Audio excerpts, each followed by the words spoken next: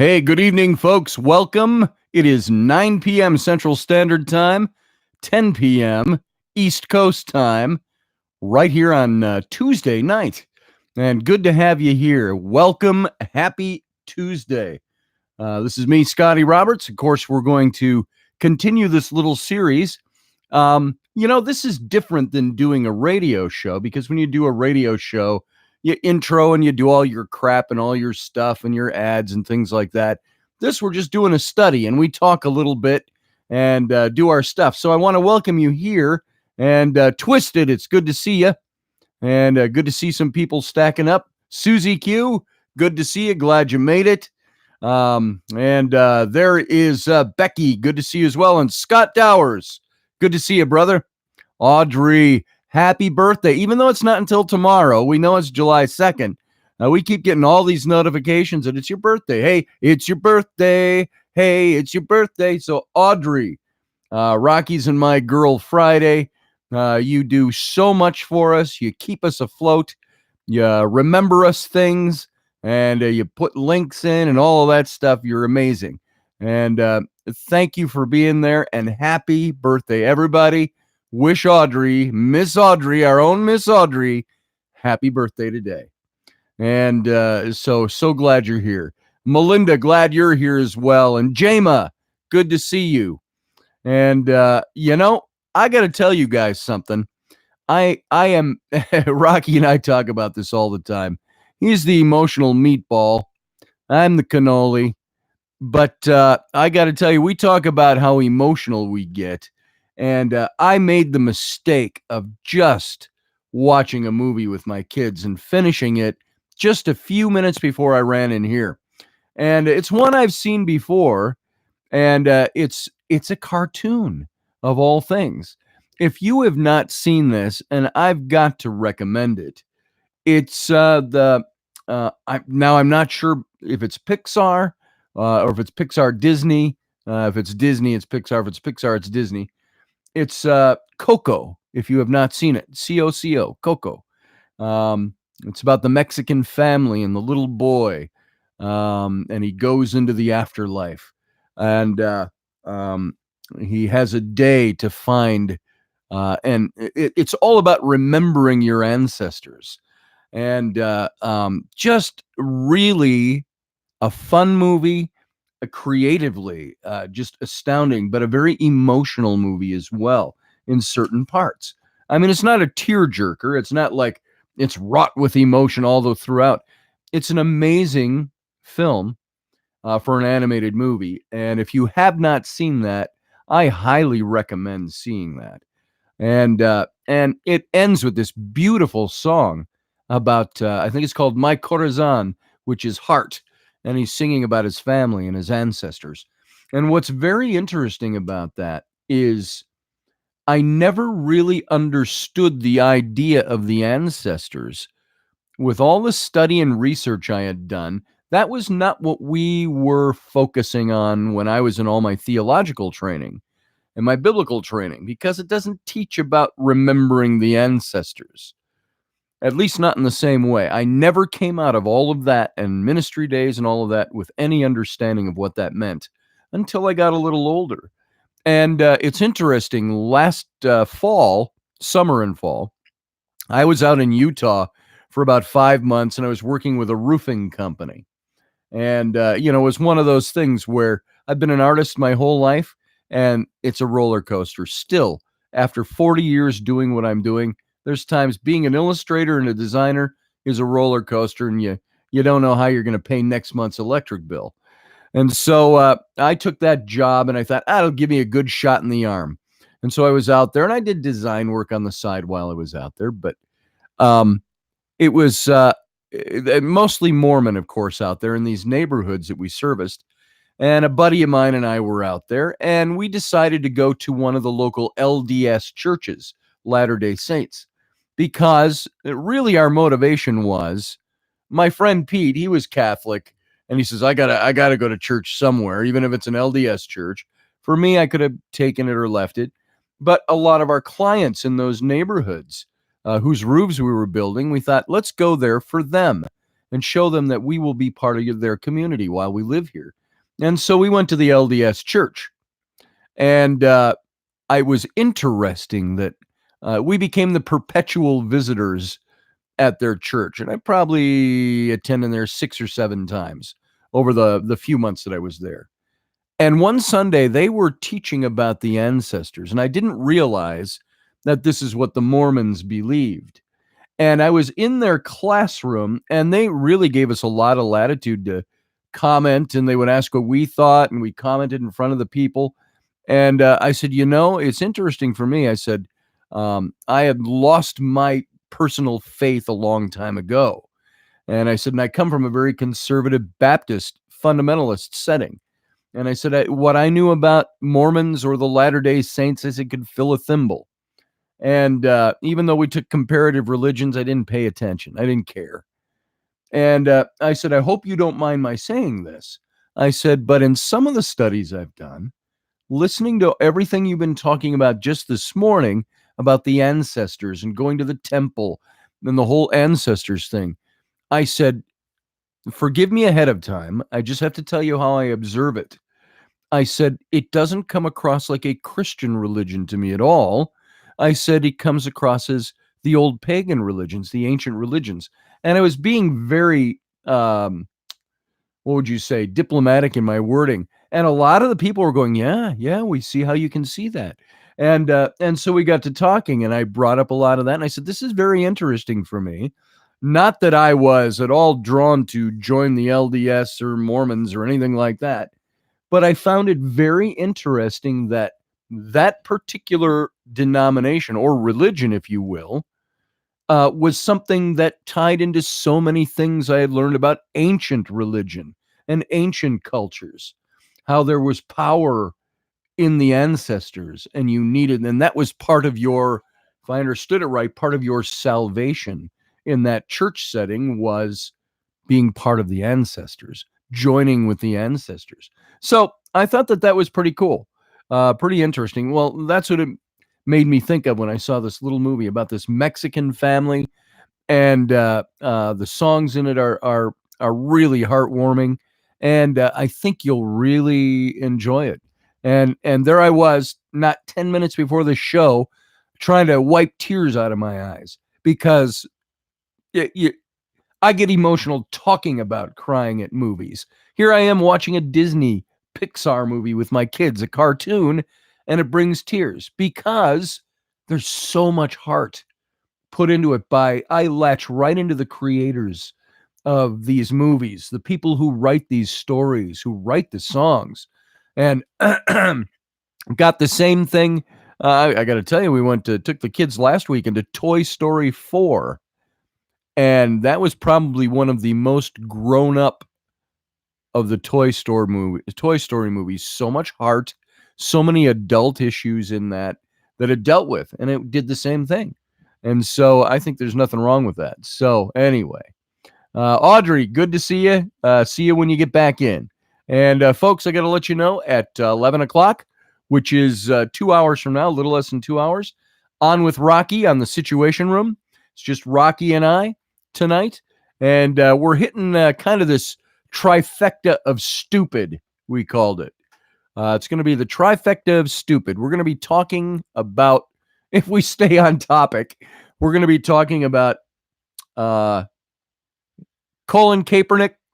It's I think we entitled this Kaepernick, Nike, and Antifa, the trifecta of stupid.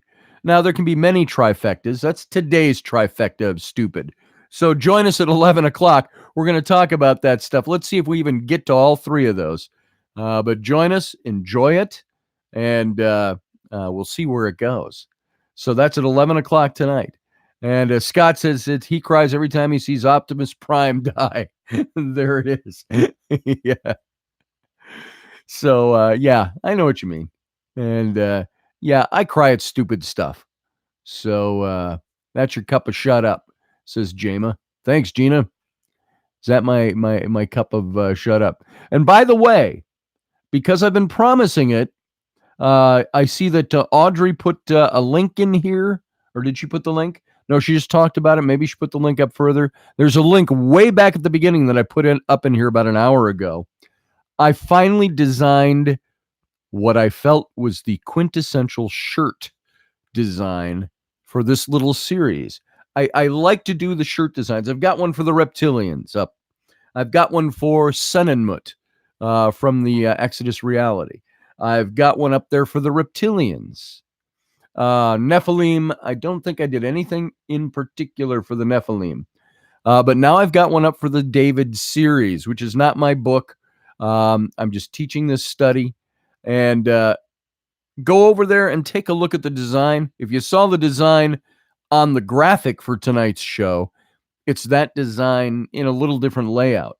So go take a look. And if you go pick that up, we get 20% off until the 4th of July off of any purchase you make over on my Etsy site.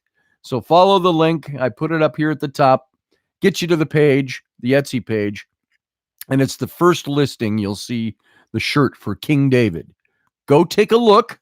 And if you like it, get it.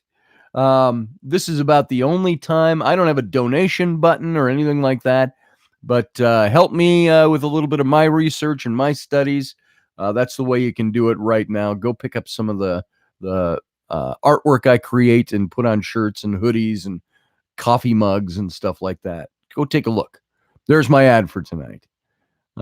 Susie Q says, my little JJ has to go to bed now. Says, love you, Scotty. Hey, love you, JJ. Give her a shout out so she can see it. There you go. JJ, you have a nice night. And see if you can watch Coco if you haven't seen it already. I think you'll really enjoy it. So Jameis says, I cried at 19 after not seeing Winnie the Pooh since I was a kid. Christopher Robin and Pooh were having a talk on the bridge before Christopher Robin left for boarding school. Bald, so nostalgic. Yeah, Winnie the Pooh, that was big for me too when I was a kid. It was the 1966 movie, Winnie the Pooh. That would have come out when I was 5 or 6 years old. So I'm sure I saw it in its original run because we saw all that stuff. So, and I think it's okay. It's obviously therapeutic to release that emotion. And I'm surprised the older I get, the more those emotions come out. But I've always been somebody who will shed a tear at stuff like that. And I was just surprised. I'm sitting there 10 minutes before I had to come in here. It was actually 8 minutes before I had to walk in here. And I'm washing my face off going, I had tears coming out. And I wasn't like a puffy wreck or anything like that, but it evoked tears. And I said, I got to clean up before I start going in and talking tonight. So, Jamie, you were born in 66. I was born in 60. So there you go. And now, let's see. Yeah, my merch. Go get my merch. Hey, Michelle, good to see you. Didn't see you slip in. And let me see if anybody else has slipped in that I missed saying hello to. Benevolent High Priestess. How you doing, my lady? My lady. So good to have you here. And everybody who's in here. Love having you here. Fran. Good to see you, Fran. And let's see. I think everybody else. Holly, I didn't see you. How you doing? And haven't seen Rocky yet. Brenda, good to see you. Thanks for coming in. And I don't see Rocky in the house yet. He might be later. So Melinda, how you doing? Good to see you as well. So I don't know if Suze is here. Haven't seen your name go by my. So everybody, all my regulars are here. That's kind of nice to see you all. Thanks for coming in. Thanks for giving me your time, and I hope to make it worth your while. So we've been talking about, obviously, King David. And King David, a favorite of mine from the Bible. We all have these stories that we know about King David, especially if you went to church or synagogue. You know the stories. But as I started doing more research and study, finding that David is a different guy than the Bible presented, because the Bible story itself is rife with hints, clues, Easter eggs that show you that the story is an apologetic of David's life. It's making him look better than he was. It's It's a story about the King of Israel that is meant to bolster the faithful and meant to give identity to the Jewish people back after David's reign. And so we're going to keep going through this now without too much of a recap tonight. We're going to kind of jump into it here and take a look at what happens next. Now, we've gotten all the way up to David establishing himself as the king of Israel. King of Israel being, and Israel's kind of the umbrella, but it's Israel in the north and Judah in the south. It was a divided kingdom, and now David has unified it under one monarchy, his. And a lot of bloodshed along the way to get there. A lot of the story that we think we know, very different. David was probably not a very likable person by any respect of what we would consider a likable person or a leader of a country that we would say, I really respect that guy. David did what he had to do. He was a brilliant strategist, and he was ruthless in putting together his kingdom. But now he's finally there. He's won it all over. He's got Saul's descendants are all taken care of and wiped out. And now he's got Saul's last descendant, Mephibosheth, the cripple, who he's put under house arrest forever. He will always eat at the king's table, which basically meant it looks like we're giving you honor, and they treated him well, but you're a prisoner in the palace for the rest of your life. So now we're going to go into this section about David's kingdom and how the myth of this national and religious origin of Israel began. If you know anything about the reestablishment of the state of Israel back in 1948-49, when the UN voted to recognize them as a state, the state of Israel came back into existence with all of those. You remember some of the characters like Ben Gurion. What was her name? It'll come to me. I haven't reviewed the names for so long. But this whole reestablishment over the prior 100 years to that of the Jews going back to the land and finally reclaiming it and making it something. The Palestinians who resisted them basically said, yeah, we know Palestine is a worthless, empty, non-productive dirt hole, but it's our dirt hole. And so they've always resisted them. Israel made it into something that it was not for 1,000 years and or more. And so Israel is there, whether you like them or not, whether you support them or not. In my church backgrounds, we were always taught to support Israel. And so we did. And from a spiritual standpoint. And so this is the land now that they have claimed.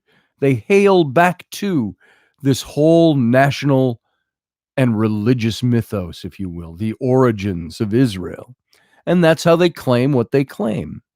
Now, obviously, a lot of hard work, too. Israel is an exceptional state over there. And now, what they're claiming now is trying to reclaim all the old territory that was David's territory, David and Solomonic kingdoms. So let's go into the beginnings of this. And to be remembered as a glorious king, one has to have had a glorious kingdom. And in Israel's cultural memory, there was no kingdom that was more glorious than the united Israel and Judah under King David. This was a really easy period to glorify because not only was it the only time when the North and the South kingdoms were ruled by a single monarch, but it lasted for only 2 generations. That was it. It was David and Solomon. Boom, done. And then they divided again. Then there were kings in the north in Israel and kings in the south in Judah. 2 separate monarchies after the time of Solomon. Under David and Solomon. And before disintegrating is what happened. And the best times are always those of the irrecoverable past. And that's what David gave them.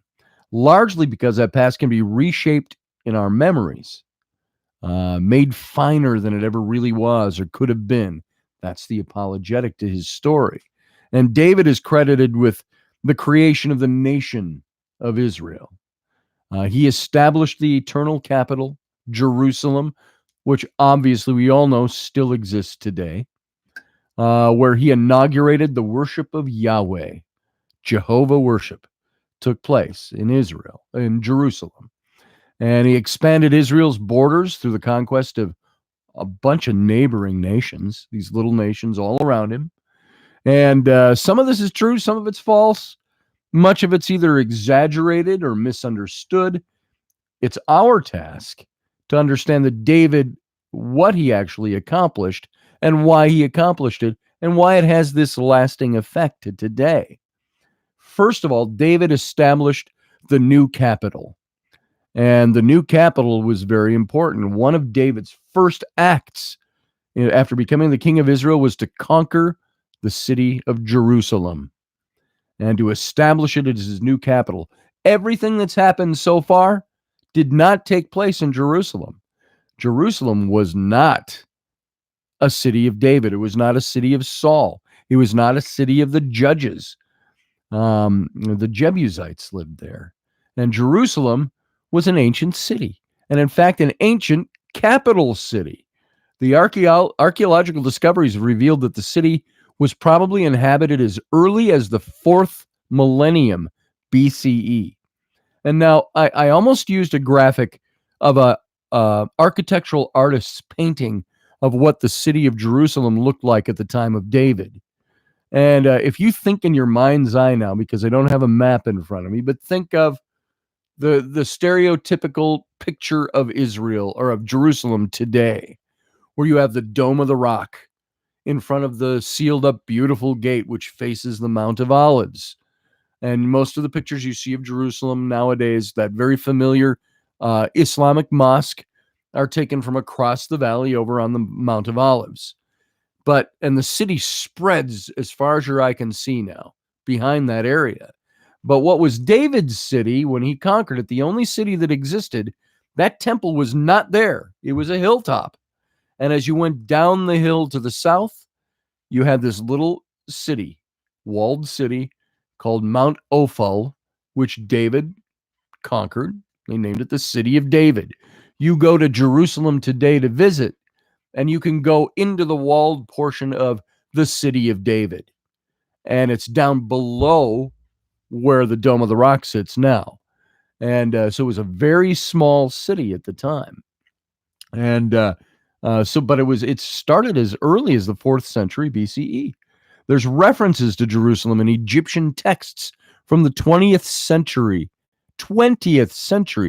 BCE. That's way back in the 2000s BCE. And in the 14th century BCE, Jerusalem was the capital of a significant territory of the hills of Judah, complete with a king, albeit a vassal of Egypt. As with his choice of Hebron and Judah, David's choice of a capital had historical and cultural resonance. Now, before David arrived, however, Jerusalem and its surrounding area had fallen under the control of a people known as the Jebusites. And like the Gibeonites, the Jebusites were non-Israelite population. They weren't the Jews. They were well enough ensconced in Jerusalem that the expansion of the Israelites throughout the surrounding region was not sufficient to displace them from this small city. And it's still a hilltop walled city. And it's reflected in the biblical account of the conquest. This is the conquest being when Joshua, after the death of Moses, takes the Israelites into Canaan. And among the lists of the many regions that Joshua conquered, we find the notice that the people of Judah could not dispossess the Jebusites, the inhabitants of Jerusalem. That's in Joshua 15. Thus, Jerusalem goes unmentioned in the stories of Saul's reign, because like Gibeon, it wasn't a part of Saul's kingdom. And for David, this presented an opportunity rather than make his capital in part of Saul's former territory or in the backwater of Judah. He could establish his own place, one of historical power, but without any baggage from the Saulite legacy. And David could capture Jerusalem with his personal militia rather than with any Judahite or Israelite help. And thereby he turned the city into something of his own kind of private royal fiefdom, rightly called the City of David. And if you remember it even from the Christmas stories in the book of Luke, the Gospel of Luke, and lo, unto you shall be born this day in the city of David a Savior, which is Christ the Lord. That city of David, you can still go there today. Very interesting place to visit. Now, Jerusalem was very well located for David's purposes, as David was the first king to rule in both Judah and Israel. It was important that he choose a capital that wouldn't appear to show favoritism toward either one. And Jerusalem is situated almost directly on the border between Judah and Israel, north and south. And the obvious modern analogy is the choice of Washington, D.C. as the new capital of the United States. It's positioned as it is on the line between the northern and the southern states. So we see David's choice of Jerusalem as almost divinely inspired.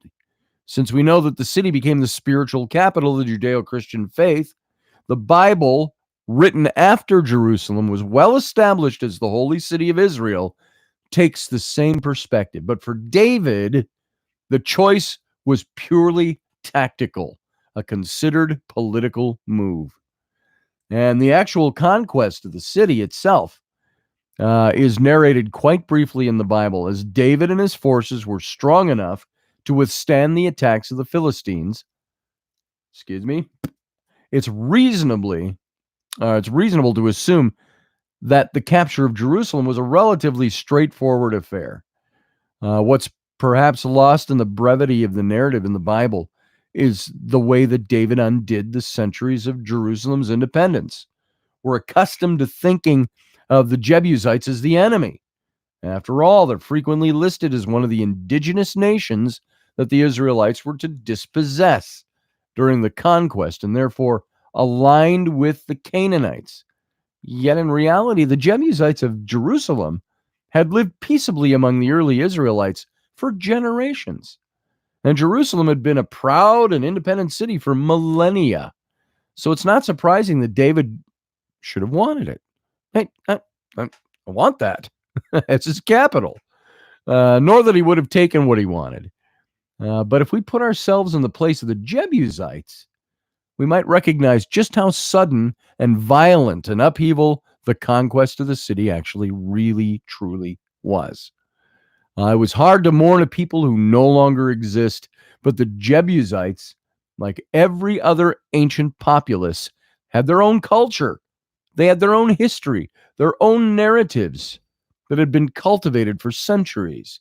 The mutual understanding between the Jebusites and the Israelites was undone in the flash of an eye. The creation of David's kingdom meant the destruction of the Jebusites.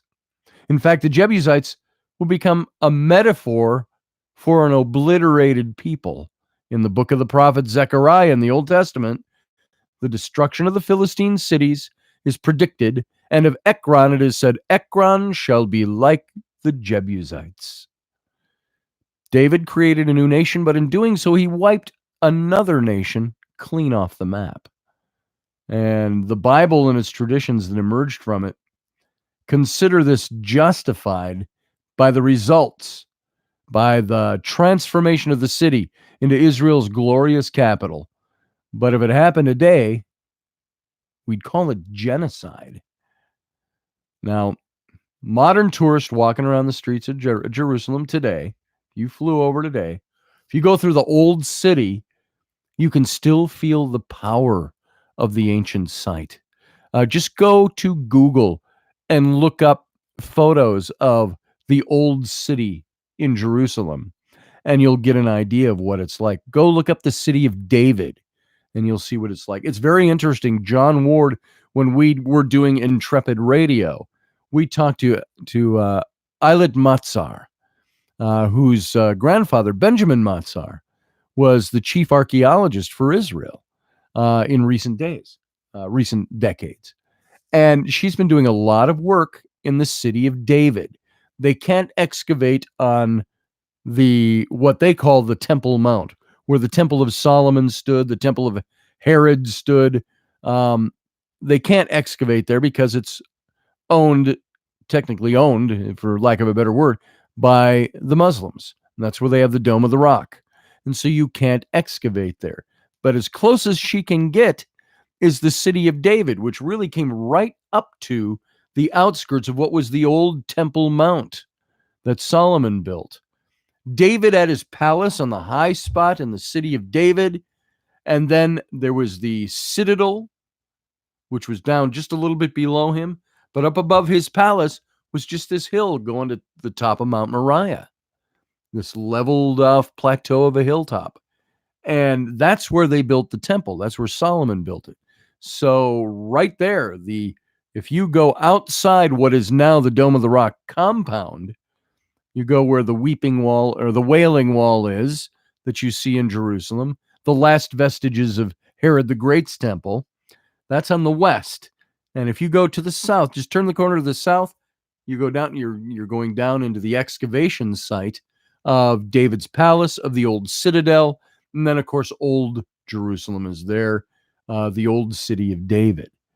And so as one passes through the 7 gates at Jerusalem today, embedded in the mighty walls, a few short turns lead you to the Temple Mount, where, like I just said, the Wailing Wall supports the enormous platform on which the temple once stood. It's now dominated by the Dome of the Rock. From the top of the Temple Mount, one can see the full panorama of hills and valleys all around Jerusalem, and one can sense how this place would have been the center of the kingdom. It all appears utterly befitting the capital of the great King David, the self-made king. What most people don't realize, though, is that Jerusalem, the Jerusalem they visit now and worship in today, has virtually nothing to do with the Jerusalem of David or the time of David. The Wailing Wall is from the 1st century BCE, built by Herod the Great. You know, Herod the Great from the Jesus story. He's the Herod that wanted to put all the babies to death because the kings from the east came and said, that Jesus was born King of the Jews. This is that Herod who died in like 4 BC. And the walls and the gates. Oh, by the way, in case you mix up those dates, they say Jesus would have been born around 6 to 7 BCE. So there you go. What most people don't realize, though, is that the walls, the gates that exist today, the ancient ones, are all 16th century. And they were constructed CE, Common Era, and they were constructed by the Muslim conqueror Suleiman. What the hell is his name? I'm looking at how it's written, and how I put it down, Suleiman, and the Magnificent. Think Crusades, and you have his era. The tourist site known as David's Tomb isn't David's tomb at all. It's a medieval building in very much the wrong location for David's actual burial site. And the old city is not David's city. I misspoke that a little bit earlier. David's city does remain, however, though few visitors find their way there. David's capital comprised what is now known as the city of David, a small spur to the southeast of the Temple Mount, outside of Suleiman's walls. It doesn't have the appearance of a great capital. For one thing, it's covered with private Israeli and Arab homes. It's a residential area now, and which it was back then too. I mean, the people lived somewhere. And when David conquered the city, the Jebusites, and with archaeological excavations only gradually revealing the ancient structures beneath. What's more, from top to bottom, the city of David, it's a little more than half a mile in length. I mean, it's a very small place. Figure the distance of 4 to 6 city blocks is all it was. And from side to side, it's no more than a quarter of a mile. It's this little tiny area. And this was the Jerusalem that was settled and fortified in the millennia before David. And it was from here that a large swath of the hill country was governed in the second millennium BCE. And compared with the great imperial capitals of Egypt, of Mesopotamia, or even with the relatively enormous cities of the Philistines, the Jerusalem of David's time was incredibly small. It was backwater as they come, but it was strategic. And it had been there for a long time. Its size kind of reminds us of the sort of magnificence we associate with kings and capitals today was not necessarily a feature of early Israel. After all, Saul ruled from underneath a tree in his hometown. So one of the major reasons that the capitals, both ancient and modern, tend to be larger than the average city or tiny village is that they needed space to house and support all of the officials required for the task of governing. It's like Washington, D.C. You get out of off the mall area and outside the official buildings, it's a dump. So there's not much more to it. So the more extensive the administrative structures, the more expansive the physical structures. Thus, the tininess of David's capital tells us something important about the nature of his administration. He was small. Not every king has the same size administration. So despite ruling over a far larger territory than any Israelite before him, David didn't fundamentally change the nature of Israelite leadership in a single generation. He imposed no national, I lost my place in my notes here. He imposed no national programs of taxation or construction, the types of programs that require robust centralized oversight. Such programs were foreign to Israel, foreign to the way they did things. And literally, Israel's only experience with enforced taxation and labor would have been during its very early history, even before it was truly Israel, when Canaan was a vassal state of the powerful Egyptian empire. And since it had come into its own, however, Israel had survived without that sort of centralized authority. And even after the monarchy was instituted, this didn't change very much. And David didn't do a lot of change with that. At most, Saul would on occasion require the towns under his authority to provide troops for military actions. And David was very much in the same mold, but he didn't have a huge administration. He had one, but it was small. And, there are recent discoveries in some of the small towns around the Judah area that have seals that have been found that talk about the administrative offices in their language of King David, which is very interesting. So he had an administration. So like Saul, David maintained this limited administrative structure. He surrounded himself with a handful of people whom he felt he could trust. And just as Saul's army commander was a relative, his cousin Abner, so too David chose a kinsman, in this case his nephew, as commander, Joab, the son of Zeruiah. And he's going to play greatly into the David story as we go on. And according to the book of Chronicles, it was David's sister, the son of David's sister. Now, choosing a family member as a chief military officer was kind of prudent in those days. No such thing as bad nepotism. You wanted yourself surrounded with people that were going to be loyal to you. And as we've seen, the most likely source of a coup was from the ranks of the army. So having a relative in that position assured some degree of loyalty. And at the same time, by selecting a kinsman, his nephew in this case, by selecting this guy who was not in direct line of succession, David could also be pretty secure in the knowledge that Joab would never have a rightful claim to the throne. So aside from Joab, David, he had a cabinet that consisted of Jehoshaphat, jumping Jehoshaphat. So he had Jehoshaphat, a recorder, probably something of a foreign minister for David. He had Shosha. Yeah, that's how you pronounce that. Also known as Sariah. He was a scribe. He had Benaiah, the head of David's personal bodyguards. There was also Adoram, who was in charge of forced labor, though this probably refers to the labor performed by foreigners that David defeated, rather than by Israelites. Rounding out the list were David's two main priests, Abiathar and Zadok, both of whom had joined David back when he was living in the wilderness. And that's pretty much David's whole administration right there. It's not even a cabinet.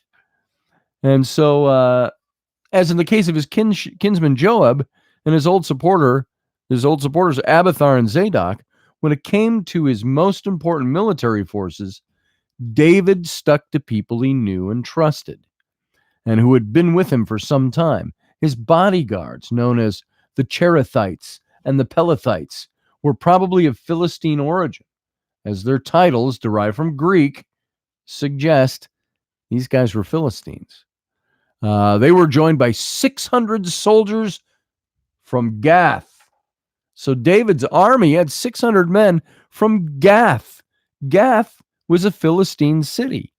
So these guys were loyal to David. If there's one thing you can say about David, as ruthless and manipulative as he was, as brilliant a strategist as he was, he really earned loyalty. And it's because of the kind of warrior he was, the kind of strategist he was. And so David's core soldiers had been with him since his days in Ziklag. Remember Ziklag? That's the city that King Achish of Philistia gave to him when David was a Habiru, when he was working as a mercenary for Achish. And so his core soldiers, in other words, were his old Philistine compatriots. They were trustworthy, perhaps precisely because they were foreigners. David's administration was minimal, which accords with the lack of any major national projects attributed to him. The structures of government would change under David. In fact, only with Solomon, who seems to have recognized the opportunity that David's newly created United Kingdom offered for the imposition of centralized authority. It's Solomon who created the taxation system for the nation and who imposed forced labor on the populace for the construction of new monumental buildings, with, as we'll see, disastrous consequences. And now, by the way, Solomon, obviously the guy who built the first temple in Jerusalem. And there's a lot of mythology behind that, which we're not going to dig into the mythology side too much for the sake of what we're doing here. We're not going to get too much into Solomon's reign. But it was said, did you know that it was said, and some of you probably already know some of this stuff, it was said that Solomon possessed a ring that gave him power over demonic forces, which he inscribed or conscribed to help build the first temple. So you start getting into Masonic stuff, you'll start learning some of this stuff. And so it was the one ring to rule them all. Where have we heard that in modern literature? So it's interesting stuff. So just looking to see some of the comments since I'm looking back at this. Let's see. Jack in the Box. I'm seeing, I could use a burger right now. Let's see. Looking. Designated Survivor Series. Says Suze. Did you see that they found a tomb, though, to be of Jesus, Mary Magdalene, and a couple of other family members with the small burial boxes with the carvings? Yeah, Tracy. And by the way, welcome, Tracy. That tomb is the Talpiot tomb. And it's James Tabor, who is one of the archaeologists or the researchers that was in on the discovery of that. The Talpiot tomb. And you, Scotty, just caught the sword of truth in the sky. Absolutely. And Jeremy Hansen, how you doing, brother? Good to see you here. Great having you. And so, yeah, that tomb you're talking about, Tracy, and I'd like to do a little episode on this as we go down the way here. That tomb they thought could very possibly, the Talpiot tomb, underneath some houses in a residential district in Jerusalem, that they think that could be the Jesus family tomb. And I know Shimke Yakubovici, if you're familiar with him, look up The Naked Archaeologist. He had a great show that he did 10 years ago on History, what used to be the History International channel. And he talked about the Talpiot tomb. He did something, I believe, with James Cameron on both the Exodus and the Talpiot tomb, if I'm not mistaken. And then James Tabor, of course. And this is off the top of my head, so I'm not remembering all the details, but there were so many things in that tomb that seemed to indicate that this was the Jesus family tomb that the statistics were off the scale, would be going in the other direction, right? The statistics were so tight that it came down to, they started with like a 1 in a million probability that this was the tomb of the Jesus family. By the time they ended up with all the evidence put together and all the names, all the probabilities, all of this and that, a 1 in 6 statistic that this was the tomb of the Jesus family. So you'll have to look that up. Very, very interesting stuff. Oh, you got the video, says Delaney. So there you go. Yeah, it's very interesting. But look up Shimke Yakubovici as well. He's fantastic. I love his work. You can even, we almost had him for a Paradigm Symposium a few years ago. But he was just a little spendier than I wanted to pay. They needed $10,000 for him to come out here. We were trying to work that out, but then our symposium fell right during Passover time. And so there was no way that he could make it out. He had to be in Jerusalem. So anyway, you got to watch his stuff. You can find him on, I believe, on YouTube. You can find him on Amazon now too, Amazon Prime. So, okay, let me move on here. Let's continue going. So all the structures of government change. We see David is under Solomon, it changed. David pretty much kept a very simple administration. He'd achieved something beyond the king before him, beyond Saul. Something, remember, Saul ruled from beneath a tree in his hometown as king, the first king of Israel. And so according to the Bible, David's first decision after conquering and fortifying Jerusalem was to have a palace built for himself. People thought this was awfully selfish because he wanted to build the temple as well. But according to the prophet kept telling David, you can't build the temple. God doesn't want you to build it. You're the warrior. We're going to wait for your son, who will be a king of peace, to build the temple. This is what we're told in the scripture anyway. And so this is described in a single verse.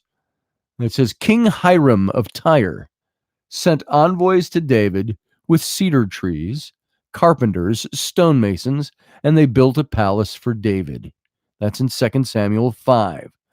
And we know nothing of the dimensions of this palace, though we're given the relative restricted space in the city of David. It couldn't have been very large. We're also unsure of its exact location within David's Jerusalem. Though recent archaeological excavations, this is where Eilid Matzar comes in when we talked to her on Intrepid Radio. And that was, by the way, I left off on that. John Ward and I called her in Jerusalem. Our show was 9 o'clock at night, and I believe it was the next morning. No. They were like 7-8 hours ahead of us. And so it was like 5 or 6 in the morning that we got her on the phone. And she spent an hour and a half talking with us on Intrepid Radio. And so we had a good time with her, and she told us all about these excavations. This is about 3-4 years ago we did this interview. And 4 or 5 years ago. And they had just discovered the citadel, which, according to the scripture, it said David, when he went from the palace, had to go down to the citadel.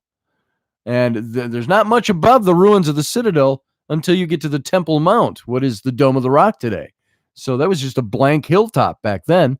So the palace must have been between the citadel and the hilltop. And I love just picking this stuff apart. It's cool. cool to me. History is amazing. Archaeology is amazing. So while we're unsure of its exact location, we just know it was in David's city. It was probably up above the citadel before what is now, it'd be at, I keep getting like fuzz in my mouth, like hair. It's cat hair or something. I got to stop licking cats. Never mind. There's bad jokes in there. So what separated a palace from a normal residence was mostly just its size and its function, of course, its mode of construction. The usual Israelite home was basically 4 rooms with walls made of mud brick. There was a royal building was made of cedar and stone and required advanced knowledge of carpentry and masonry. And this explains the perhaps unexpected appearance of the king of Tyre in the middle of David's story. Now, by the way, you go to Egypt. I've been to Egypt many times. You look at the common dwellings were made out of mud brick. If you look at the story of Moses and the story of the Israelites as indentured labor or hard labor or slavery in Egypt, it said that they were making mud or making mud bricks, and they needed straw to put into the mud, and they'd stamp it all down and they'd form the bricks the same way you do today. As a matter of fact, I've got pictures in our Exodus book where John Ward and I rolled up our pant legs and we got into the mud pits, and we were stomping mud and forming out mud bricks with a wooden form, and you lay it out to dry in the sun. And they do it the same way now as they did back then. There's nothing different being done to it. And by the way, with the Israelites, where they would have dwelt in Egypt, that region from Memphis up into Goshen, Pi Ramses area, that was the mud brick capital of Egypt. But then their temples were built out of sandstone and limestone and things like that. But the common structures were mud brick. You can go up into Memphis today in Egypt, which is just 20, 30 miles south of Cairo, right at the mouth of the Nile Delta. The river comes up and it spreads out into the Delta Fan. Right down there, it's Memphis, and it's so wet there that a lot of these ancient mud brick structures have just disintegrated into big hills. And you can see even the separation in the bricks, and you can see all the detail, but it's like melted down. So David's palace, it was the first Israelite palace ever built. And the Israelites didn't have any experience with these monumental constructions. They'd never either had a need to build anything on such a scale or the centralized administration to bring a project to fruition. There was no need for one. Saul, the first king, he didn't have an administration. He didn't need a palace. He just lived in his hometown. He was the king. And the nearest culture with such expertise was the Philistines. And David may have come up with the idea of a palace from seeing the one in Gath when he'd been a vassal of Achish, the king there. But it probably would have been bad form for David to go to Achish and ask them for help in this particular matter. I think Achish still got a pretty sore spot in his butt about David, now that David's ruling the vassal state that Achish had given him. But it probably would have been bad form, so he didn't do it. So living on the coast, the Phoenicians, and it was the king of Tyre who came down and helped David. And so the great Phoenician cities in the closest to the Israelite territory were the ones out on the seashore there, Tyre. You can still see the ruins of Tyre today. And if David wanted a palace, Tyre was the place to turn. And by the way, when Solomon comes to the throne, David's son and successor, he imports cedars from Lebanon way to the north, and they bring those down. So if you wanted something grandiose built, you didn't do it out of mud brick. You hired the foreign construction architects and all of that. Or in Solomon's case, he had the ring, the ring of power, which the Bible doesn't talk anything about. But that's a whole nother story. So David's newly acquired status it lends him this need for this recognition, need for this palace. And they were about to give all their services. The Phoenicians, they were merchants. They were giving all their services to David for nothing. So David was going to be opening up trade with them. So every palace is a symbol, and David's was no exception. Israel had entered a new era under David.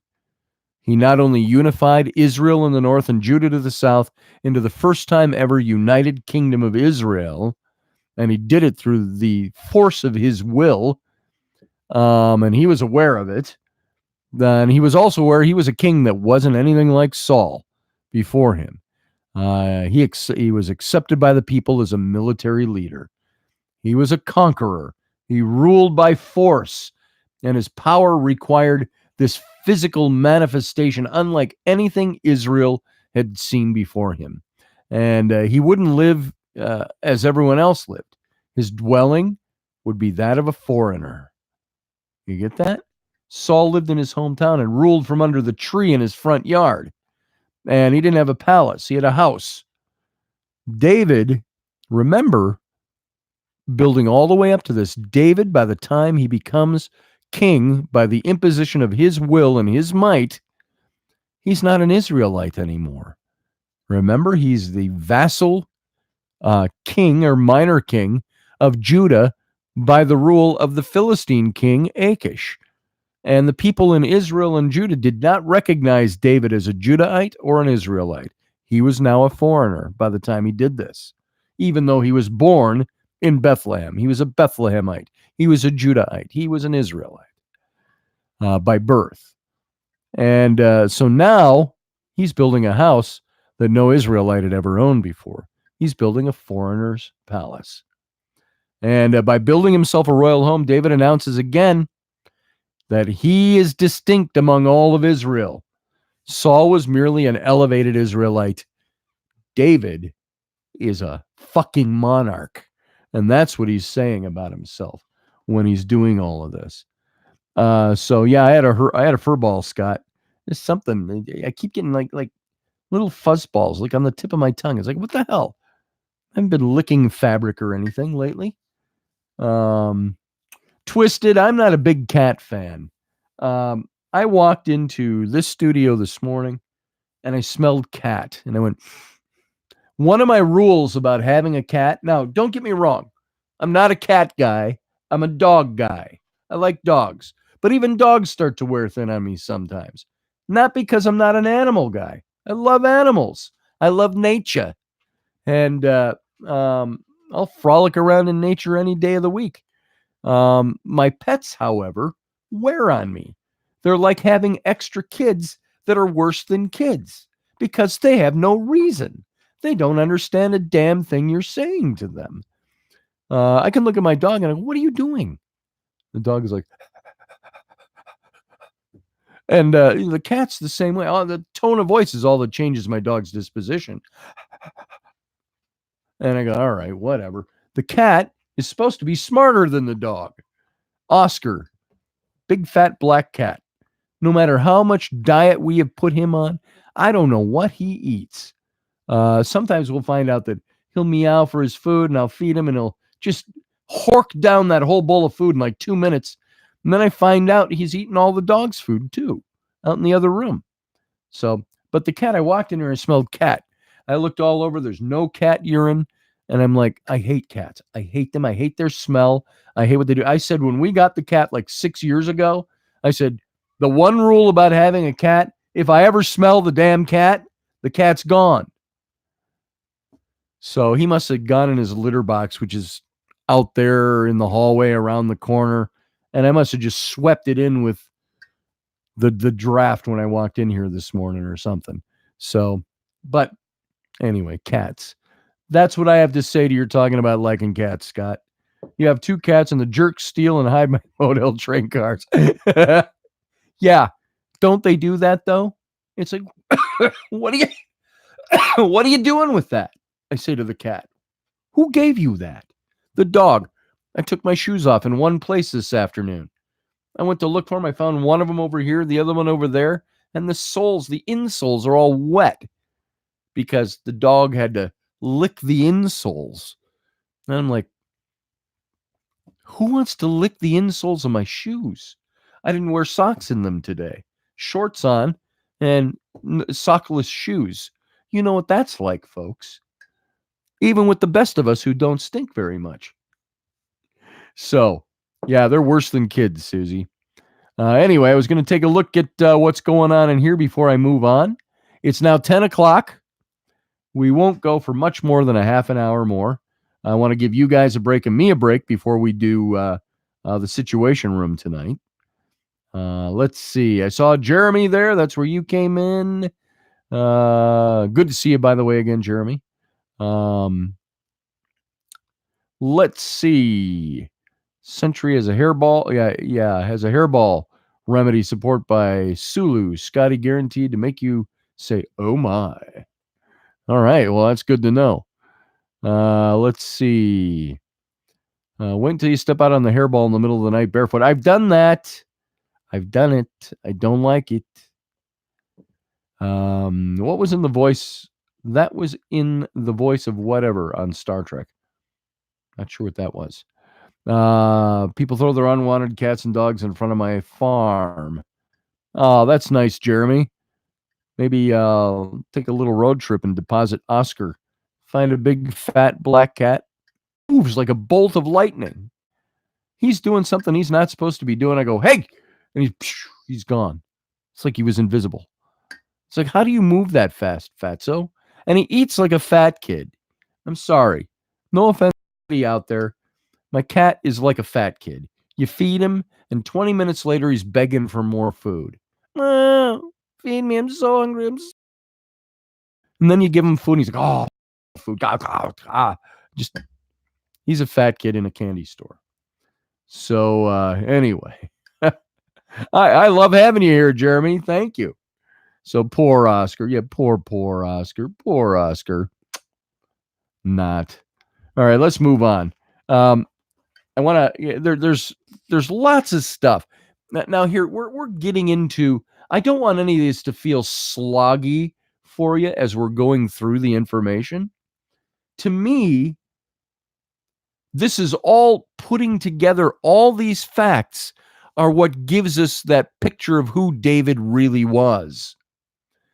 And as I've mentioned 100 times, if I've mentioned it once since we started this series, is that the whole story of David in the Bible is one big, fat, juicy apologetic. There is no reason to doubt that David did not exist. He existed. There's archaeological evidence that he existed. Some people I've heard say, oh, the Bible's all fake. No, it's not. The Bible is a faith story wrapped around historical events. Most of the history is efficacious. It's there. It happened. It can be proven in many, many cases. I think it was Albright, one of the turn of the century, last century, archaeologists, great archaeologists, said there's been over 1,500 points of history in the Old Testament that have been proven to be so.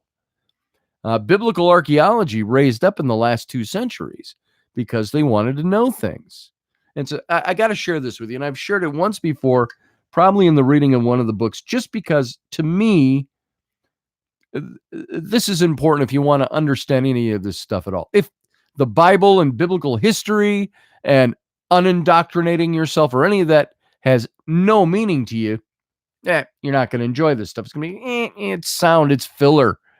If you're interested in this stuff, it means something. There's this story, and I've mentioned this before. You remember the character Pontius Pilate. And if you've heard this story before, you know exactly what I'm going to tell you about. Pontius Pilate, who was he? He was the Roman governor of Judea at the time of Jesus' crucifixion. He's the one who washes his hands, as the story goes. Whom will you have, Jesus or Barabbas? Give us Barabbas. Well, I find no fault in this man. That Pontius Pilate. Now, for centuries, it was thought that Pontius Pilate was merely a fictional literary device that was created for the Jesus story. He was a myth, mostly because there wasn't really any archaeological evidence that the guy existed. And so people were like, who's Pontius Pilate? And so for many years, there were a lot of skeptics. If you were a believer, of course, you believed the guy existed. However, if you weren't, if you were a historian, an archaeologist, skeptic, the guy was myth. And it wasn't until 1964 when an archaeologist was doing work in Caesarea Philippi, which was the Roman capital of Judea back during the first century. And they weren't looking for Pontius Pilate. They were just doing some excavation work on some old buildings. And they found an old staircase and that had been from antiquity. I'm talking almost 2,000 years old, 1,500 maybe at the most, or at the least. But the staircase was built out of rubble from old buildings and built in antiquity. And as they're looking at this staircase in the rubble, they find a stone that has an inscription on it, on the staircase. And the stone was an inscription that was a cornerstone. And the inscription on this cornerstone said, Pontius Pilatus, Praefectus Judea, dedicates this gymnasium, the Tiberium, to Tiberius Caesar. And it had a date, a Roman date on it. And this was the first archaeological evidence ever that Pontius Pilate actually existed. A cornerstone with his inscription calling him the prefect or the governor of Judea. Now that sits in the Jerusalem Museum now, that cornerstone, because it's such an important piece of history, religious history, but also Roman history. And so once that was found, then all the other little tidbits that they discounted over the years suddenly started to fall into place. Same thing with David. You find all these little things, this inscription that was on a wall that said the house of so-and-so and so-and-so administered from the house of David. And they're like, well, what house of David? The skeptic. You got that. You got the insignia, the coins, not spending coins. They're seals that they found that have the house of David on them. And finding in little places all around Israel. And your skeptics will go, well, it's only one or two little things. If you find antiquities that date back 3,000 years and talk about the house of David within a few miles of where David's administrative offices were, where David ruled as the king, I'm talking like within a half hour's walk to this little town, that's all you need. You don't need 100 bits of information. You find one good archaeological piece, and that's going to tell you the truth and the facts. So anyway, let's move on a little bit here. I'm getting messages from my wife on my computer. All I see is the beginning. It says, I signed you up for. Now I'm like, uh-oh, what did I just get signed up for? So I'm going to have to look at that later. So let's see. I want to talk about David and the Ark of the Covenant. Yes, that Ark of the Covenant, the only Ark of the Covenant. And there are some that say that still exists today, that it wasn't melted down. But David and the Ark of the Covenant. Jerusalem is famous, however, not for being the administrative center of Israel, but for its being the religious center, the religious heart of Israel. And perhaps David's most significant achievement as king, at least in the terms of the lasting effects of his actions, was to turn this former Jebusite city into the heart of Israel's faith. He made Mount Moriah up above the empty mount where now the Dome of the Rock stands, where the temple used to stand in various incarnations. This was the cultic center of Yahweh worship, is what Jerusalem became. And David did that. So no matter what you think about David, he did worship Jehovah. And the Israelite landscape in David's time was dotted with sanctuaries. You can find them. They've been finding them with archaeology all over the place. Local shrines serving the needs of one or more communities, synagogues all over the place. And there was this little sense of national religion, though. Israel's sanctuaries were devoted to the same God and probably shared many similar cultic practices, but they were not outlets of a centralized cult of worship, but rather independent ma-and-pop operations Now, with these priestly lineages stretching back to the distant past. And many of these sanctuaries were very ancient, and they had their own legends attached to them. The shrine at Bethel, for example. You see a lot of seminaries and churches nowadays. Bethel Baptist Church, Bethel Seminary, right up here in Minnesota. The shrine at Bethel claimed that its sanctuary was derived from having been the spot where God spoke to the ancestor Jacob, a claim that's found its way into the Bible in multiple places.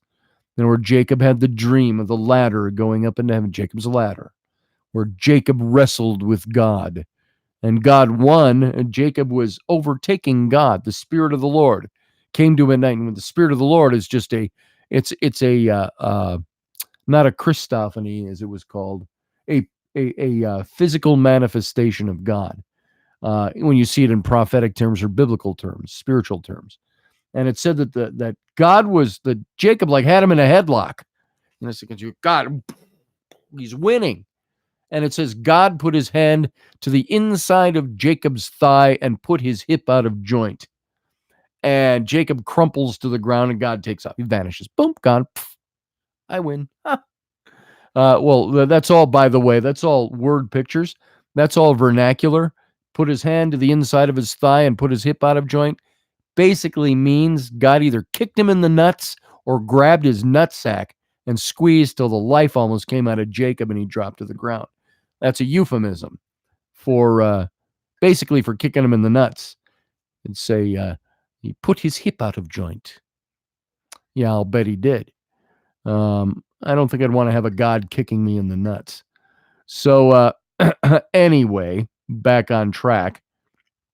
This is where Jacob wrestled with God. That's Bethel. And some of these other places told different stories, and some of them relied merely on this long-standing in the community. And one tribe laid claim to a physical object that was understood to be God's very throne, the Ark of the Covenant. Remember when Moses built the Ark of the Covenant, which is basically nothing more than an Egyptian bark shrine. But he built the Ark of the Covenant. He had the angels, and there was the mercy seat between the wings of the angels. And this is where the presence of God was to descend and settle on the ark. That was his throne on earth in the midst of his people, Israel. And as a matter of fact, the day that God came down and settled on it, said Moses gathered all the people together, and they had the tabernacle of the covenant, the temple in tent form when they were in the wilderness. And they had the Ark of the Covenant there, and it says, and God's Shekinah glory settled on the mercy seat of the ark, and the presence of the Lord was amongst his people. And I always thought it was very interesting. I didn't know this right away. The word Shekinah, you've probably heard it before. You may know this already. The word Shekinah is strictly generically, it is a female term for God. So in a sense, what the Bible's telling us is that, what do you think of when I say the female presence of God came down and settled on the ark? It's a goddess. So there is a goddess in the Hebrew pantheon of gods. So the Shekinah, God's female presence, came and settled on the ark. And so that's pretty interesting stuff as far as I'm concerned. So anyway, we're talking about the Ark of the Covenant, about David. For all of its importance, we know, frankly, very little about the Ark of the Covenant. We think we know some stuff about it, but it's described in some detail in the Bible, but it's described in contradictory ways. In Exodus, it's depicted as a gold-plated box with a golden cover, mounted by golden cherubim, not pudgy little babies, but fearsome winged lions. Cherubim, you got to get the idea. When you think cherubim, don't think pudgy little babies like Valentine's Day. What's the little cherub? Oh, Jesus. What's his name? You know who I mean. But these were fearsome winged lions, these cherubim. And in Deuteronomy, by contrast, the book of Deuteronomy, it's described as a plain wooden box without adornment. Its function is also differently conceived. In Exodus, it's the physical seat of God, the center of God's literal dwelling place, the tabernacle. And it's from atop the ark that God communicates with Moses. In Deuteronomy, it's merely the receptacle for the tablets of the Decalogue, the Ten Commandments. They're kept in the innermost sanctum of the temple. In yet a third passage in the book of Numbers, the ark is used as a palladium, a sort of military standard that went before the Israelites on their march through the wilderness. Now, by the way, I think all three of these things are one and the same. I think it was a wooden box, as it was built out of shittim wood, whatever that is, and that it was overlaid with gold, and that whenever they went to battle, the ark went out, the priests carried the ark into battle, and the battle was supposed to be this standard that went out before the armies of Israel. So, really, in truth, the ark is most easily understood as the Israelite equivalent of an idol. The God who said, "You shall know," this was their idol. This was it. And it's the physical representation of the deity. And it's not in the form of the deity, but its presence in the midst of the people. It's like an idol in a non-Israelite temple. The ark stood in the innermost sanctum. This is the place where the deity was understood to dwell. And the priest could only go in there one day out of the year into the Holy of Holies. And even the priest had to have a rope, a cord tied around his ankle with a bell on it. And if the priest didn't respond, you could not go into the Holy of Holies, because the presence of God, the holiness of God, would kill you. It would kill you just being in the presence. And so if the priest fell dead for any reason, they had to drag him out with the rope that's tied to his ankle. So, there are copies of ancient Near Eastern treaties that exist out there that were placed in the temples of the respective parties so that the gods could act as witnesses. The ark, at least in the book of Deuteronomy in the Old Testament, was the location of the most fundamental covenant between God and Israel. And just as non-Israelites took the ark with them, obviously it was not really an idol.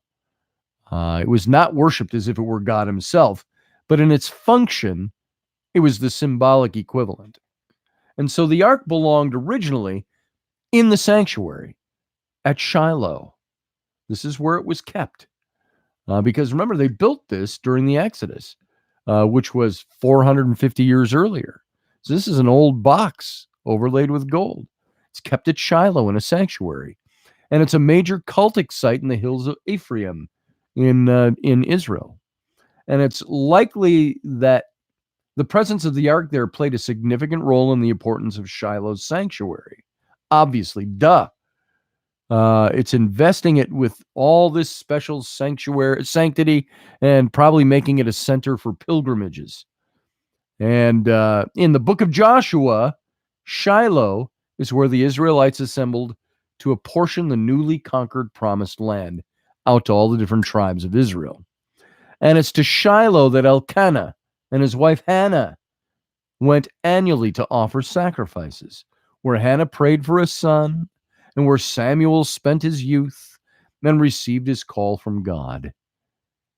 As the ark was a physical manifestation of God's presence, it was natural for Shiloh to be essential for this oracular inquiry. You think of the Oracle at Delphi, places like that. The Oracle at Siwa out in the western desert where the Amorites lived, and where who was the Persian king? Cambyses went out to conquer them, and all his armies disappeared in the sandstorm. So that was like 500 BC. And so this place is just like that. It's this oracle place. This is where the ark was kept. And Shiloh wasn't the only sanctuary in Israel, but it was the central cultic site and the only one to lay claim to the all-important Ark of the Covenant. The Ark Indy, very dangerous. Asps, very deadly. You go first. That's what I think of. So, for the most purposes, the usual offerings and priestly inquiries, a local sanctuary would suffice. Shiloh would have served as a sanctuary for exceptional location. It's like I say, it's like going to the Oracle at Delphi. And among these, and so, by the way, in all of this stuff, start understanding the Jewish religion and therefore Christianity as something that you're not taught in church or in synagogue, is that they were as much cultic centers of the worship of their god or gods as was all the other religions. The golden calf, Iowa X says, "Hey, Iowa, how you doing?" Cupid. That's a duh, Cupid. Yeah, yeah. I remember him from the Winchester Boys from Supernatural. Interesting character in the show. But the golden calf not doesn't equal the ark. The golden calf was nothing other than Hathor. The Israelites, when they were brought out of Egypt, they were Egyptians, not by blood. By blood, they were Canaanite. By blood, they were Israelite. The house of Jacob, the family of Jacob that had expanded. But they've been in Israel for several hundred years, at least 200, maybe up to 400 years. They were completely Egyptianized. So when they asked Aaron to build the golden calf, I never knew this when I was younger. It wasn't until I started researching when I was older that the golden calf is none other than Hathor, the Egyptian goddess of fertility. And they were at her mountain in the Sinai, at Serebet el Khadim. This is the mountain that John and I believe was the Mount Sinai of the Bible. That was her mountain. She is the patron goddess of that mountain, of the miners around the area that mined there in ancient times. And they asked Aaron to build them the golden calf, which was Hathor. So interesting stuff. So anyway, we go on here. Jerusalem was the place where now David is going to bring the ark from Shiloh. It had been kept for about a generation in the Gibeonite town of Kiriath Jearim, just east of Jerusalem, and there it remained until David became the king, and he found himself in possession of a capital with no religious significance. So what's he going to do? David, you've just conquered the city of the Jebusites. It's a great capital location, strategically located. And now, since you have no religious cult center of worship, what are you going to do? You got that big hill right up there above your palace. So Jerusalem had a cult before David, but it wasn't an Israelite cult because Jerusalem was not an Israelite city. It was in Israel, in Judah, right on the border, really. But at the very name of the city shows Jerusalem means foundation of Shalom. Shalom. And it was devoted to an old Semitic deity, Shalom, a god of dusk or of the evening star. And to make his capital an Israelite cultic center, therefore, David had to start afresh. But he didn't rename the city, which surprises me. But this wasn't as easy as, say, building a church or a synagogue today, where you can just throw it up on a piece of land. Cultic sites had to have long histories and associations that stretched back into their past, that justified their sanctity. Have you ever, let me ask you this, have you ever stepped on a piece of ground that is considered to be holy ground? Sanctified ground, that there's a sanctity to it? We lose that in Western culture. We don't appreciate that. We don't even know what it means anymore, for the most part. But have you ever been to a place where it's like in the Moses story with the burning bush? Remove the sandals from your feet, for the place whereon you stand is holy ground, is what God said to him. And I've been very few places that I would consider to be sanctified places, places of sanctity, sacred. Never really here in the States. It's always been other places. There's been places where I've stepped and you feel there's a palpable undercurrent. And it's not just a ley line, although it could intersect with ley lines. There's a sacredness to the site. That's what this place was. Lord Baal, says Brian, is referred to as the mountain god also. Is referred to as the mountain god also, and this Most High. Are you asking, is it also this Most High? The Most High. Lord Baal is the Lord High. That's where Baal came from.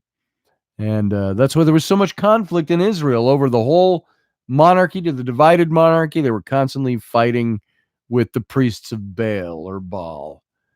And that was the constant conflict. Let's see. We're cutting short on time. I don't want to go too late tonight. So because we've got the Situation Room coming up. So let's just move on. These cultic sites had these long histories. David's new capital had none of this. He could hardly get away with making up a story explaining how Jerusalem, a well-known foreign city, was actually of great Israelite religious significance if there could be found nothing like that of the Bethel cult before it. And what David needed was something tangible for the people, for his legacy. Legacy. We see that with presidents nowadays.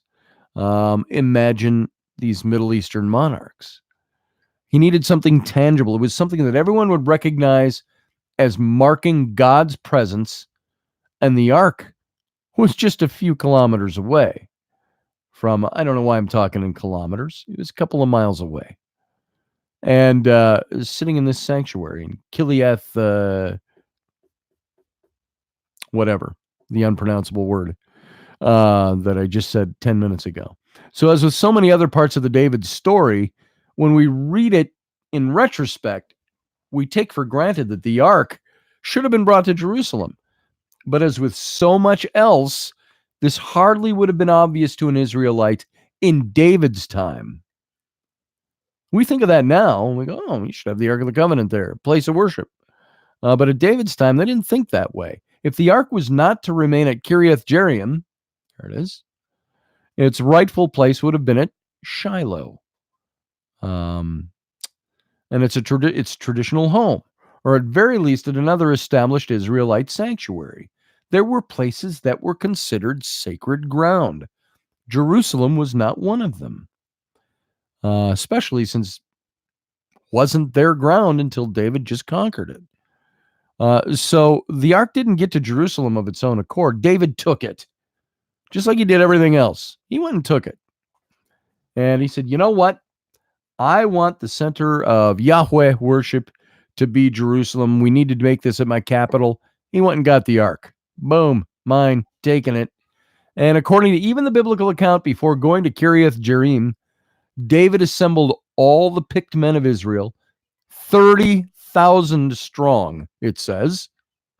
And then David and all the people that were with him set out.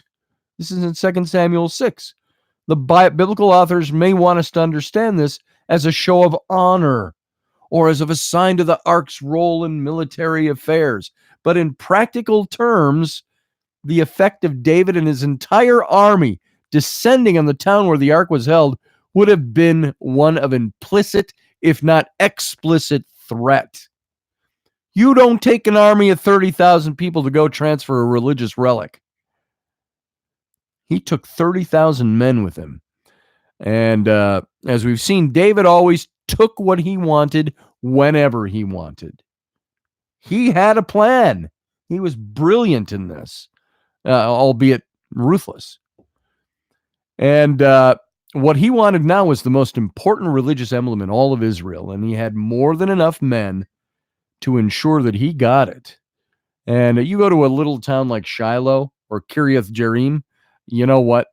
With 30,000 men, might be overkill, but it would be kind of like sitting in the two towers in Lord of the Rings, and looking out at the armies around you, or at what was the Helm's Deep, and they look out and there's the tens of thousands of orcs in the army out there. This is kind of what this is like if you get a picture in your head. And so David wanted this thing. And whatever benefits the inhabitants of Kiriath Jearim enjoyed during the Ark's stay in their small town were gone in a heartbeat. He was like, oh, okay.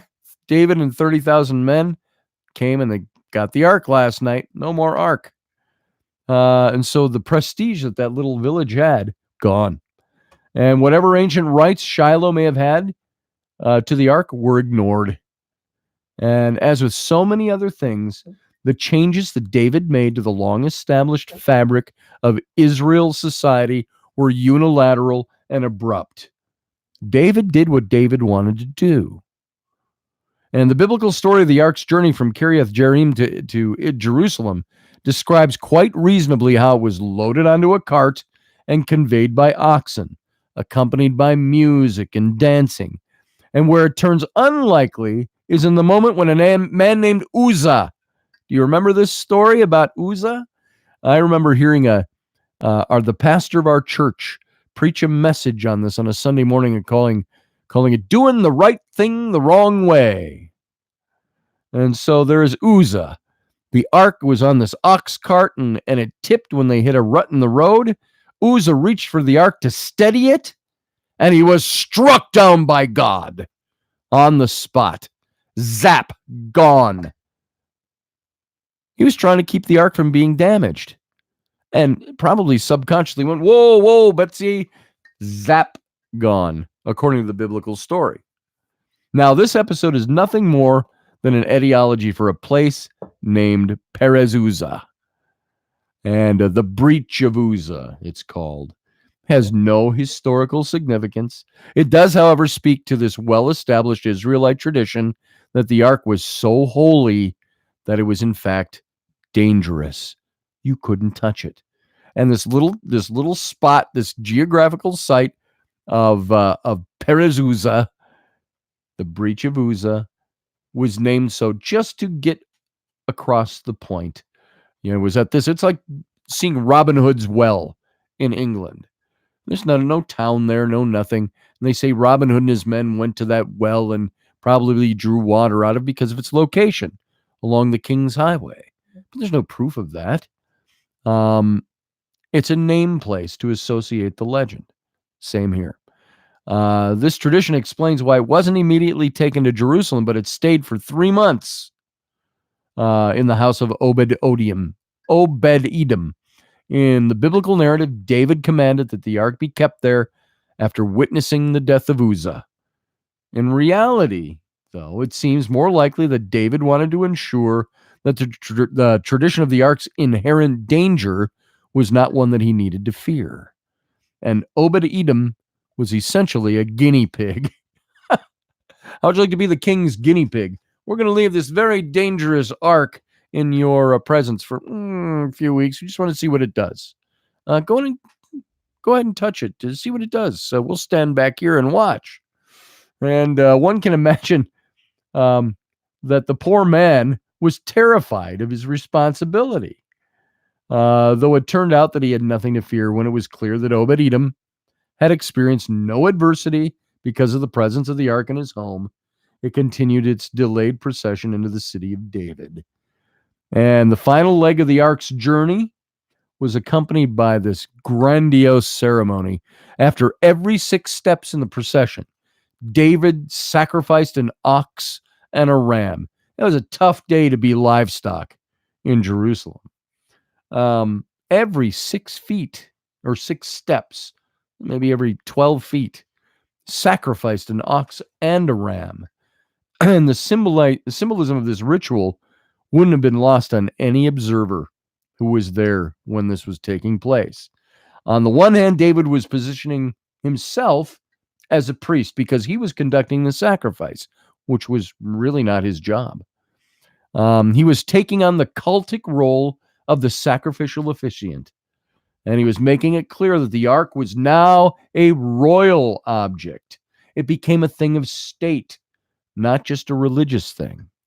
And so David's taking this on himself. And though this confusion of roles might seem unusual from a modern standpoint, in the ancient world, including Israel, it was very common for kings to play a priestly role on special occasions. So doing so was a way to explicitly connect the monarch and the deity, to demonstrate not only that the deity had special care for the king, but that the cultic apparatus was under royal control. The king had the religious apparatus under his thumb, so to speak. And then by leading the sacrifices before the ark himself, David turned an ethnic and national cultic symbol into a royal cultic symbol. And on the other hand, the sheer volume of the sacrifices, an ox and a ram, every 6 steps, would have sent a clear message regarding David's personal wealth. For the average Israelite, an ox and a ram would have been enormously expensive, and sacrifices of such animals would have been rare and reserved for only the most important moments. And this is important to understanding the story we're told of David and the kind of person David really was, because all of these events in the Bible are written as these holy things that David is doing. But this is David. Really, what he is doing is everything he has done up to this point, and that is do things to reestablish the fact that I'm the boss, I'm the king, I made this kingdom, I took it at my will, I am a warrior, I can take 30,000 men and take the symbol of our religion and bring it wherever I want it. And it's now under my control because I've conquered this city. I've made it my capital. There is no religious capital. All we have are these little shrines and sanctuary sites scattered around the hillsides. We're going to make it here. He is aligning the religious heart of Israel with the monarchical rule of Israel. All right there under his thumb. And there's essentially these 2 types of sacrifices, by the way. There's burnt offerings, during which the entire animal was burned at the altar, and well-being offerings, during which part of the animal was burned and part was consumed by the offerer. Now, you got to imagine, you kill a cow, you got a freezer full of meat for the winter, possibly into the spring. You can sacrifice the rest. So there were these different, but each sacrifice had a specific function. Burnt offerings were to curry God's favor or express thanks to God. And well-being offerings for communal celebration in a cultic context. David's offerings, however, fit neither category. It's impossible that the animals should have been burned, for they were offered every 6 steps. And besides, there's no indication that an altar was available for them on which to burn these things, which was part of the tradition, the religious traditions. That's what they needed. But if the sacrifices weren't burned, then no part of them reached God, for it was the smoke that conveyed the sacrifice to the deity according to tradition. And in other words, David's sacrifices were pure ostentation. They were show. These were offerings that would have reminded the people that he was not one of them, that he was different, not only in title, but in kind and in practice. Even though he was by blood one of them, grew up and lived there his whole life until just the last few years. And upon the ark's arrival in the city of David, further sacrifices were offered, this time the appropriate ones, a burnt offering and a well-being offering, after which David blessed the people in the name of Yahweh of hosts. And this again reinforces David's position as the head of the cult. Aside from the regular blessings of sons by fathers, blessing is an act generally reserved for the deity and his appointed human messengers. And be they priests, prophets, David claimed possession of the cultic symbol of the ark. And now he firmly claimed the religious role appropriate to that possession. And you know what I got to do? I got to leave us off here. There's more to this that I want to go through. This whole thing about the ark and setting up the religious worship. And then we're going to get into David's empire, a little bit after that. And then after that, we're going to get into David under attack. All the calls for desperate measures, the problems with his family, the problems with the Amnon and Tamar. Amnon and Tamar, if you remember, Tamar was the sister, Amnon was the brother, and he rapes his sister, David's kids. And Absalom kills his brother for this. And then it goes on. Absalom flees. Big rift between he and his father. His favored son, Absalom, leads a revolt against David. All these things happen. All this happens before that whole episode with Bathsheba, which is coming up as well. So that's where we are tonight. That's where we're going to leave this off for tonight. To me, this is interesting stuff. David is a baller. Amen, says Iowa. I agree. The smoke of burning flesh. What the fuck kind of God likes that smell? Jehovah wanted. This is a whole discussion in and of itself. This is what Jehovah was calling for: the blood sacrifice and the burnt offering sacrifice, where you burnt because the offering was a sweet savor to the nostrils of God, according to the Old Testament. So this is who we're talking about. This is the God of Abraham, Isaac, Jacob, the God that is Elohim, the God that was also Yahweh, Jehovah. This is what you got going on. All 72 names of Yahweh, says Tracy. It's twisted. You're right. So we're going to jump into this some more. I'm not going to get so deep into that stuff. That doesn't mean we won't in future episodes of this show, such as it is. So I want to thank you all for being here. We're going to come back tomorrow night, Wednesday night, and we're going to hit more of this. In 20 minutes, Rocky and I, Situation Room, hang out. If you got nothing better to do, if you aren't going to sleep, hang out and come on over. And we're going to talk about some interesting stuff. The trifecta of stupid tonight. It's Kaepernick, Nike, and Antifa, all in one setting. The trifecta of stupid. Be there. Susie Q, thank you very much. And I'll see you over there in just a little bit. I'm going to go get a drink. I'm going to go splash water on my face and feel like a human again. I'm starting to wear down mentally. So I'll see you over there. Thanks for being here. I really appreciate it. Love you all. We'll talk to you soon.